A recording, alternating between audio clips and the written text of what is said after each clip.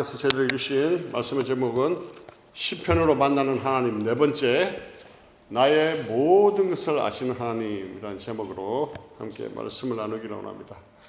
굉장히 가까이 오니까 더 좋습니다.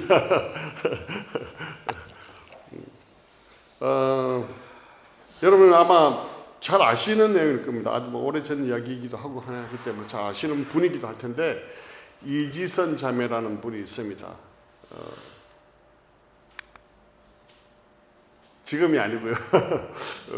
이 자매인데, 이렇게 이뻤던 자매가 2000년 7월 30일 여름 밤에 집으로 귀가하던 가운데 이 술 먹고 운전하던 사람이 반대편 중앙선을 넘어서 와서 추돌을 합니다. 그리고 화재가 나요.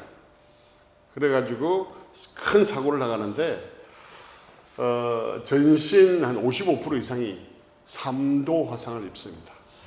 그리고 얼굴과 손과 팔 모든 부분들에게 손상을 입고요. 20차례 이상 대수술을 받습니다. 그래서 의사들은 생존 가능성이 낮다라고 이렇게 판정을 합니다. 살아도 사는 모습 자체가 사람으로서의 모습으로 살기가 어렵다, 이렇게 말을 듣습니다. 그래서 살려달라는 기도보다 오히려 죽여주십시오라는 그런 기도를 했다고 하죠. 사고의 모습이 좀 그런데 좀 보시면 좋습니다. 아마 이 화상이 굉장히 육체적인 고통이 심하거든요. 3도 화상이라고 그러면 이 피하 조직, 진피, 표피 이런 모든 세 단계의 조직들이 다 파괴되는 상태를 이야기해요. 때로는 근육, 힘줄, 그런 부분들도 신경, 뼈까지도 다 손상을 입는다고 합니다. 그렇기 때문에 이 화상을 통해서 겪는 고통은 굉장하다고 합니다. 바늘로 찌르는 듯한 그 통증, 그 다음에 살이 땡기는 그 통증. 우리가 음식을 하다가 이렇게 가끔씩 여성분도 요즘 남자들 음식을 하니까 조금은 되어도 며칠 동안 수시가 아프잖아요, 그죠? 그런데 이 3도 화상을 가지고 있었기 때문에 굉장히 고통스러웠을 것입니다. 거기에다가 더 고통스러운 건 자기 모습을 볼 때마다 이 정신적인 절망과 수치감이 몰려오지 않았을까요? 왜 나에게 이런 일이 나야 하는가? 극도의 분노와 슬픔이 그녀의 삶의 전체를 아마 다 덮었을 것입니다. 그녀가 어떻게 됐을까요? 지금의 모습인데요. 어떻습니까? 그 모습이 비록 많이 화상으로 인해서 얼굴이 그렇지만 굉장히 밝잖아요, 그죠? 2024년에는 모교인 이화여대에 다시 돌아와서 모교의 교수가 되었다고 합니다. 그리고 한국과 미국 수십 개국을 다니며 강연을 하고 있고요. 그리고 수천만 명 앞에서 또 이렇게 간증, 그리고 또 책을 내어서 또 많은 교회에 가서 간증 집회를 했다는 것이죠. 근데요, 이게 어떻게 가능했을까요? 이 질문을 가지고 본문 한번 살펴보겠습니다. 오늘 본문은요, 시편 139편입니다. 다윗이 지은 시고요. 다윗의 시편 중에 이 139편은 가장 성숙한 신앙과 깊은 영성이 담긴 시로 평가됩니다. 그런데 그 가운데 이 시에 대한 배경을 보면 다윗의 인생의 말년에 자기 인생을 돌아보면서 그 도망 다니던 시절 삶의 여정을 돌아보면서 하나님에 대한 깊은 묵상 가운데 기록한 내용이라는 것이죠. 목회자에 비해서 복음주의 대표적 작가인 웨런 웨어스비라는 분이 있습니다. 이분이 시편을 출석했는데요. 이런 말을 했습니다. 우리가 하나님에 관한, 그리고 그분과의 관계에 관한 생각이 그 밖에 모든 다른 생각들을 결정한다는 거예요. 좀 말이 좀 어렵죠? 더 쉽게 말씀을 드리면, 하나님이 어떤 분이신지 알 때 올바른 생각을 가질 수 있다는 거예요. 바꾸고 말하면 하나님에 대한 잘못된 아이디어, 그걸 가지고 있으면 잘못된 아이디어가 생길 수밖에 없다는 거예요. 그래서 하나님이 어떤 분이신지 제대로 안다는 것도 너무나 중요합니다. 제대로 알 때, 하나님이 어떤 분이신지 제대로 할 때 내가 누구인지를 알 수 있게 돼요. 그리고 내가 무엇을 해야 될지 알게 된다는 것이죠. 그러나 하나님에 대해서 잘 모르게 되면 잘못된 목적지, 잘못된 길로, 잘못된 삶으로 이끌려갈 수밖에 없다는 거예요. 그렇게 오늘 시편 139편에 다윗이 고백하는 그 하나님을 우리가 살펴본다는 것은 너무나 중요하다는 것이죠. 그리고 우리 또한 하나님이 어떤 분이신지 고백할 수 있는 그 길을 찾을 수 있다는 것이죠. 자, 그래서 다윗이 오늘 본문에서 어떤 하나님인지 고백하는지 한번 살펴보기를 원하는데 1절 같이 읽겠습니다. 시작. 여호와여 주께서 나를 살펴보셨으므로 나를 아시나이다. O Lord, you have searched me and know me. 이렇게 돼 있죠. 여기서 살펴보다라는 이 단어가 굉장히 중요한데요. 이 단어는 하카르라고 합니다. 하카르. 이 대충 그냥 주마간산이라고 이야기하죠. 아니면 수박 겉핥기 그런 표현인데 그게 아니라 깊이로 집중해서 자세히 살펴보는 걸 이야기합니다. 여러분 탄광에서요. 탄광을 하기 위해서 그냥 대충 파나요? 막 그 발견하기 위해서 열심히 그래서 추적해서 파잖아요. 마찬가지입니다. 그리고 법률가들이 법적 케이스를 볼 때 대충 보나요? 아닙니다. 그 케이스를 찾기 위해서 굉장히 꼼꼼하게 조사하거든요.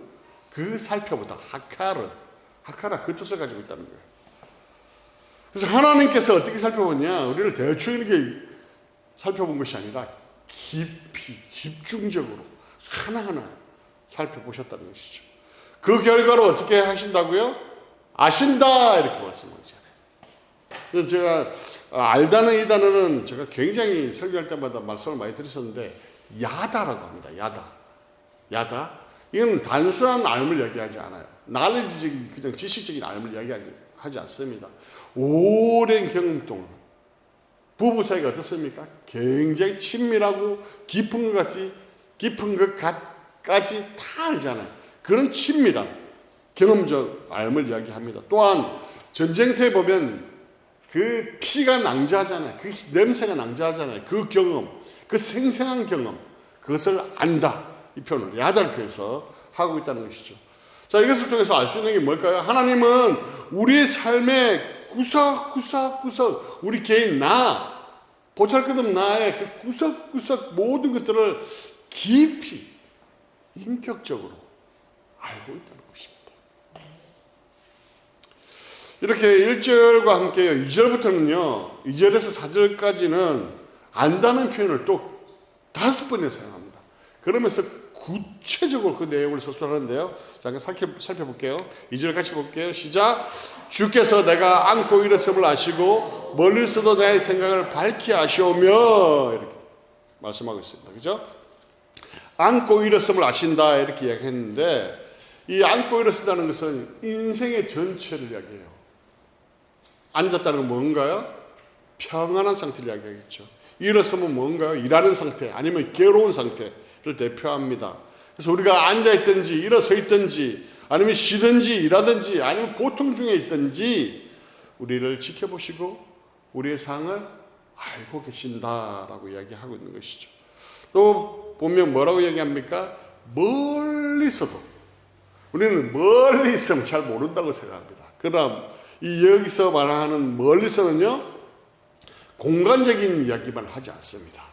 시간적인 의미로 오래전부터 다 알고 계셨다는 공간적으로 멀다 할지라도 알 뿐만 아니라 시간적 개념으로 오래전부터 다 알고 계시다는 거예요.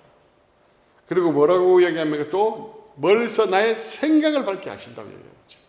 단순한 생각이 아닙니다.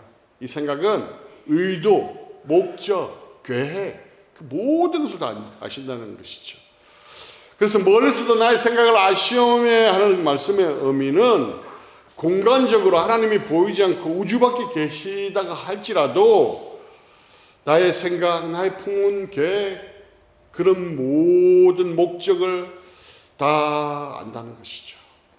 사람들은 멀리 떨어져 있고 과거면 다 잊어버렸겠지, 멀리 떨어져 있으면 모르겠지라고 생각하지만 하나님은 다 아신다는 것이죠. 그리고 이 시간적 의미에서 하나님 아신다고 얘기할 때는 미리 우리가 생각하기도 전에 그 모든 것을 아신다 하는 그 표현까지 다 내포하고 있다는 것이죠. 3절 한번 볼까요? 먼저 하시겠습니다. 시작.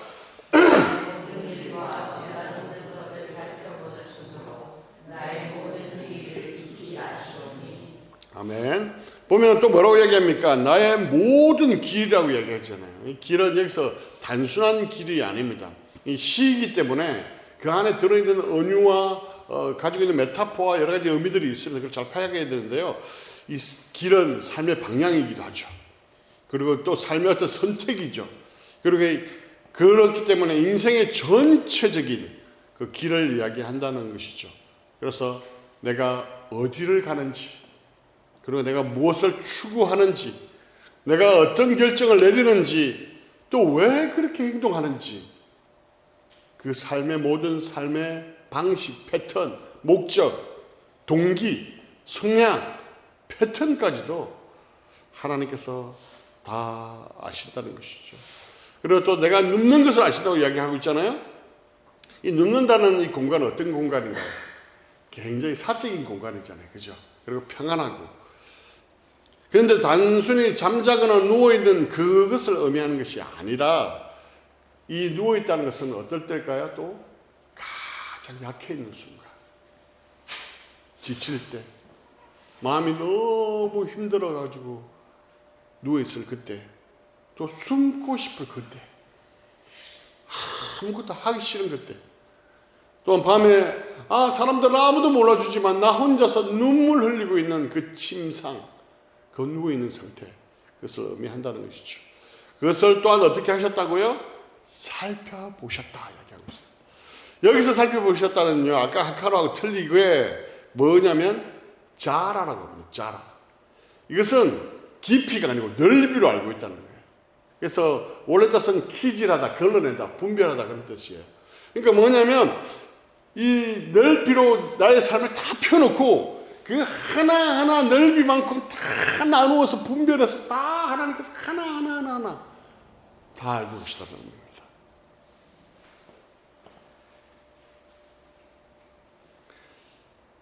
여기 특별히 익히 아시오니 이렇게 표현하고 있잖아요. 익히 안다는 표현은 뭐냐면 그냥 한 번을 이렇게 접해가 아는 것이 아니라 계속 반복적으로 수없이 접촉해서 익숙해지는 걸 이야기하죠.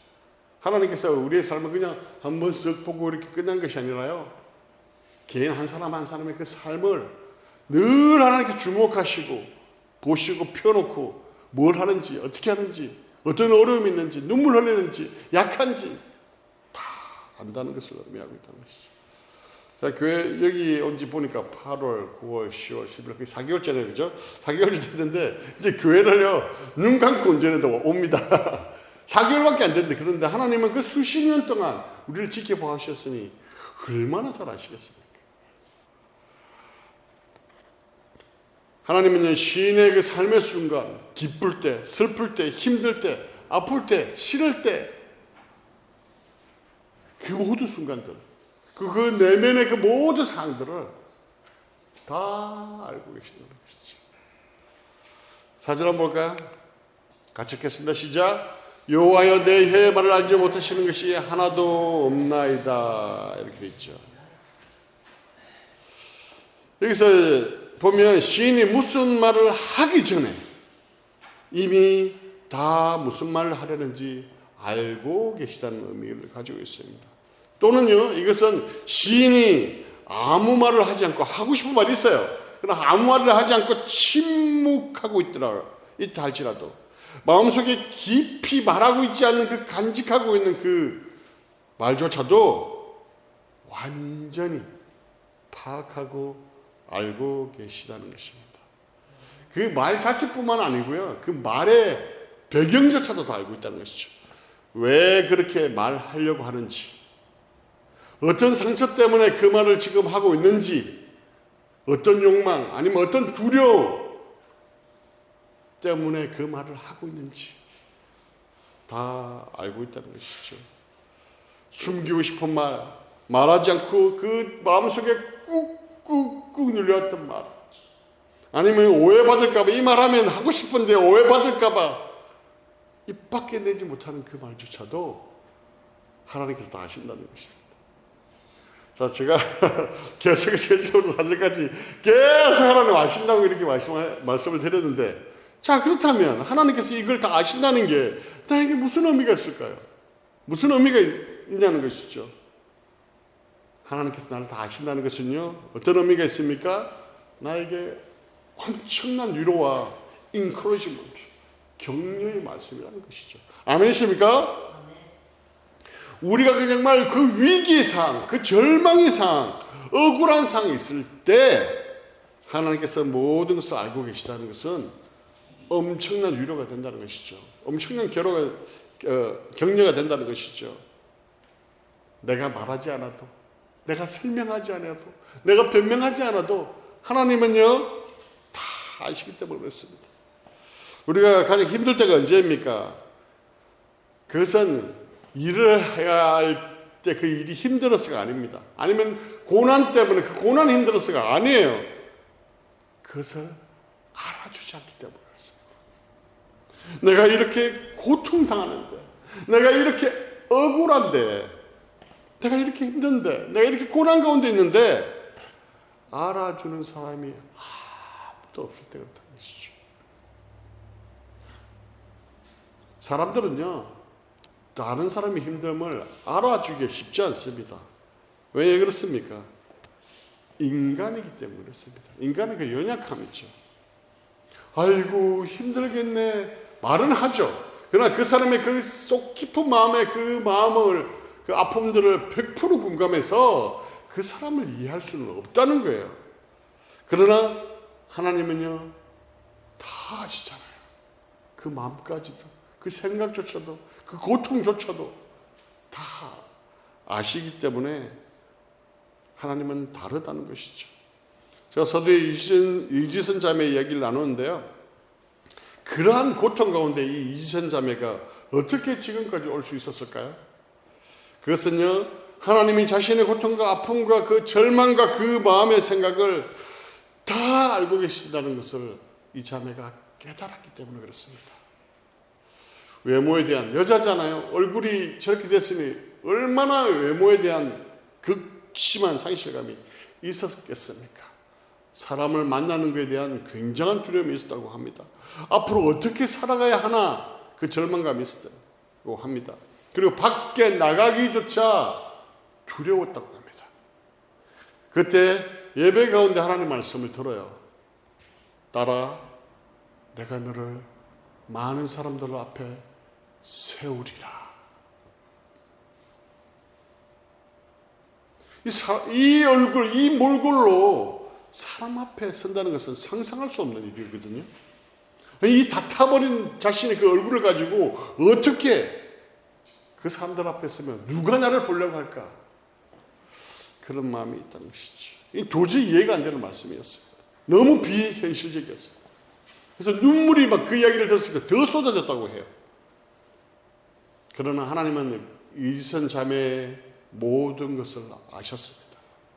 그리고 하나님은요 이지선 자매의 그 외모를 쓰신 게 아니라 그 스토리, 이지선 자매의 그 스토리, 가지고 있는 이야기를 쓰고 싶어 하셨다는 것이죠. 사람들의 보기에는 다 타버린 얼굴을 가진 그 보잘것없는 여인이었습니다. 관심도 가지지 않았고 알고 싶지도 않은 그런 존재였습니다. 그러나 하나님은요 알고 계셨어요. 하나님에게는요 그 자매가 너무나 귀한 존재였다는 것입니다. 이 하나님이요 이지선 자매만의 하나님이실까요? 그렇지 않습니다. 바로 나의 하나님이시기도 하시다는 거죠. 여러분의 하나님이시기도 하시다는 것입니다. 이 시편을 기록한 다윗, 세상을 살아가면서 정말 다윗이 시편을 많이 지은 이유가 뭡니까? 그만큼 고생을 많이 했잖아요. 죽이려고 쫓아다니는 적이 얼마나 많았으며 광야를 수년 동안 돌아다녔지 않습니까?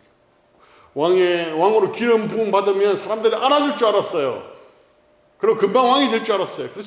그렇지만 왕으로서 알아주지도 않았고 오히려 죽이려고 혈안이 되어 있는 그런 절망적인 상황이었습니다. 다윗은 그때 하나님께서 나를 알고 계시다는 것을 경험합니다. 하나님이 그래서 그때 그렇게 하셨구나. 하나님이 그때 그래서 이 길로 가게 하셨구나. 그때 하나님께서 그래서 그 사람을 보내셨구나. 그래서 나를 그때 그런 상황에 두셨구나. 깨닫게 되었다는 것이죠. 제가 요한복음을 전에 약간 다루었었는데요. 사마리아의 우물가 여인. 아무도 돌봐주지 않는, 관심이 없는 그런 여인을 예수님께서 유대인이 가지 않는 길로 가셨잖아요. 그녀의 과거, 현재의 상황, 아픔, 모든 것을 아시기에 그녀를 찾아가셨던 것이죠. 두 번째로 하나님께서 나의 모든 것을 아신다는 의미를 또한 살펴보기를 원하는데요. 5절 한번 볼까요? 같이 읽겠습니다. 시작.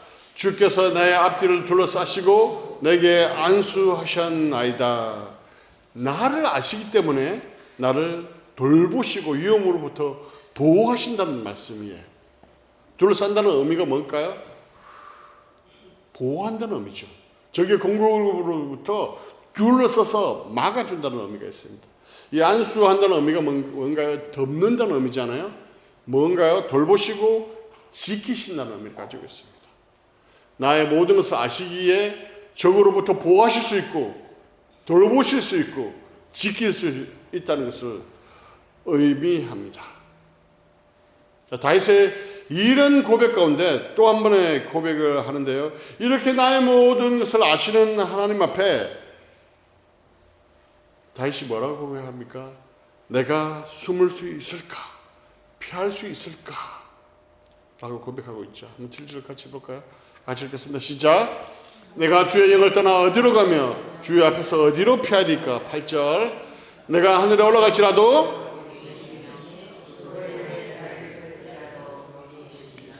구절이요. 내가 새벽 날개치며 바다 끝에 가서 거주할지라도 거기서도 주의 손이 나를 인도하시며 주의 오른손이 나를 붙드시리다. 이렇게 얘기하고 있습니다. 대구 동부교회 김서택 목사님이라는 분이 계십니다. 굉장히 강의 설교도 많이 하시는 분인데 시편 이 139편의 강의의 제목을 하나님의 사정거리라는 제목으로 말씀을 하셨더라고요. 굉장히 와닿는 말씀이에요. 군인들이 총이나 대포를 쏘면요 사정거리 이런 말을 많이 하거든요. 사정거리에 들어왔을 때 쏘아야 돼 이런 얘기 많이 하거든요.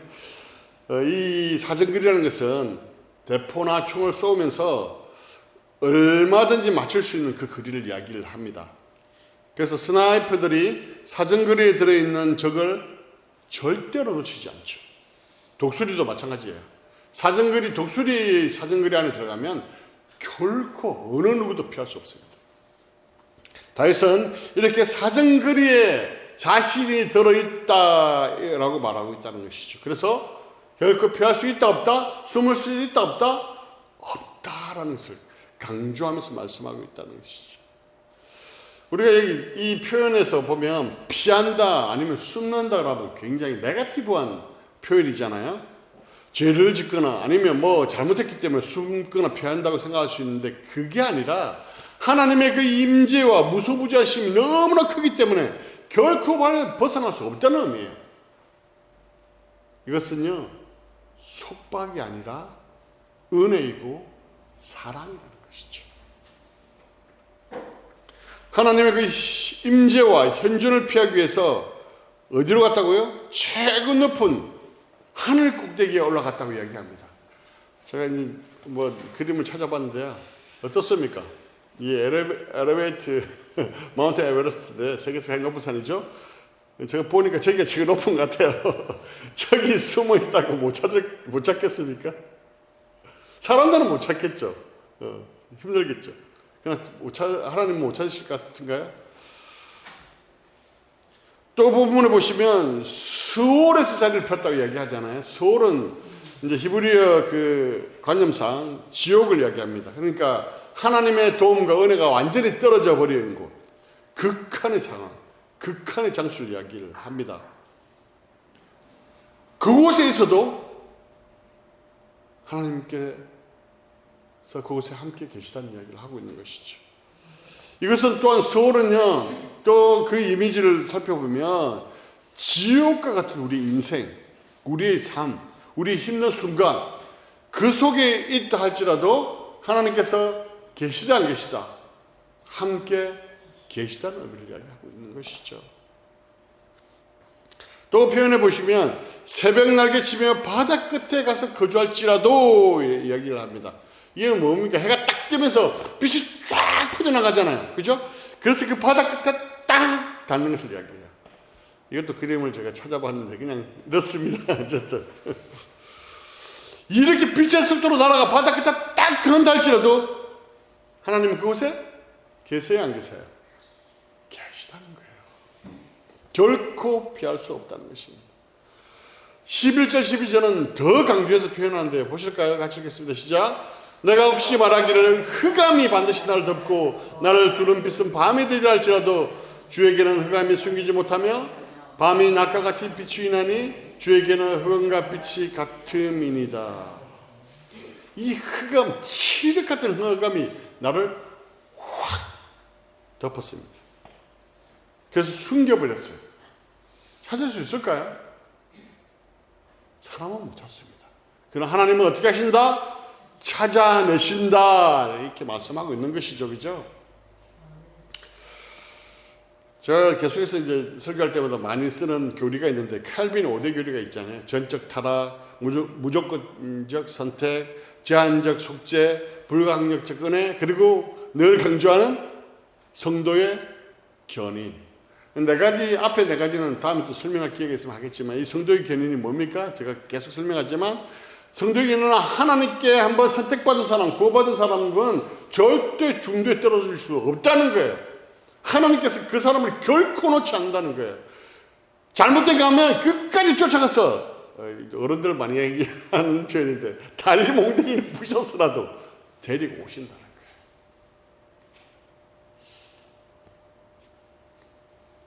하나님이 택한 사람은요, 하나님께서 절대 놓지 않으십니다. 결코 피할 수 없습니다. 그것을 로마서 8장 38절에서 39절에서 아주 잘 표현하고 있는데요. 같이 읽을까요? 시작. 내가 확신하노니 사망이나 생명이나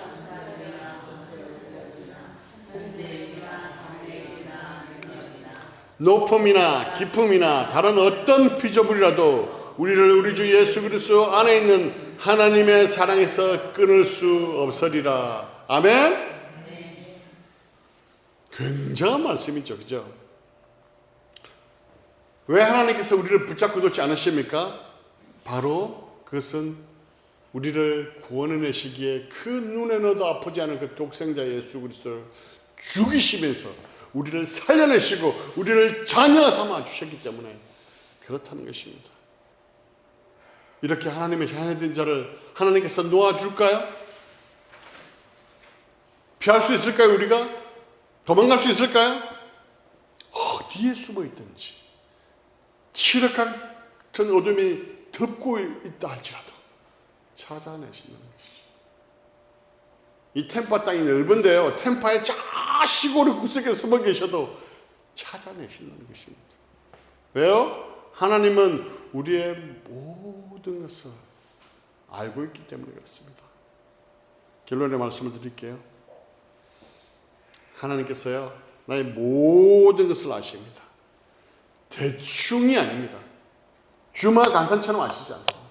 완벽하게, 퍼펙트하게, 깊고 넓고 확실하게 우리를 알고 계십니다. 왜 힘들었는지, 왜 지금 이렇게 살고 있는지, 말 못하고 꾹꾹 숨겨놓은 그 말조차도 하나님께서 다 알고 계시다는 거예요. 내가 어디로 가든지 그곳에도 계시고, 심지어는 수월과 같은 지옥의 절망의 상 속에 있다 할지라도 그곳에도 계시다는 거예요.